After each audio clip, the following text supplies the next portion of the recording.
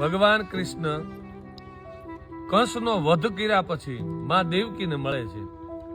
દેવકીને મળ્યા ભેગા તો આંખની માલપા માં દેવકીને આહુડાની ધાર મંડાઈ ગઈ.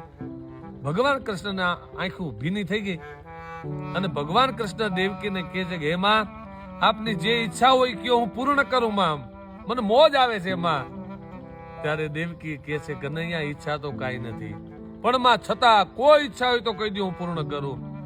ત્યારે આંખની માલપા આંસુ માં દેવકીને અને હોઠ ઉપર હાસ્ય. દેવકી એમ કહે છે કે હે કનૈયા, મારી એક ઈચ્છા તો છે પણ એ તારાથી પૂર્ણ નહીં થાય. કનૈયો એમ કહે છે કે માં, મારાથી પૂર્ણ નહીં થાય? તો કે ના, તારાથી નહીં થાય. માં, એવી કઈ ઈચ્છા છે તો કયો. ત્યારે કવિ હાલનો દોહો છે, દેવકી કહે દુનિયામાં કોઈને બાકી કામ, મારે કોઈ કામ બાકી નથી, કોઈ ઈચ્છા નથી, પણ હે કનૈયા, દેવકી કહે દુનિયામાં કોઈને બાકી કામ, પણ તારા હાલા ગાવાની હામ અંતર રહી ગઈ હાલિયા. મારે તારા હાલા ગાવાતા એ કામ બાકી હતું, એ ઈચ્છા હતી પણ તારાથી પૂર્ણ નહીં થાય.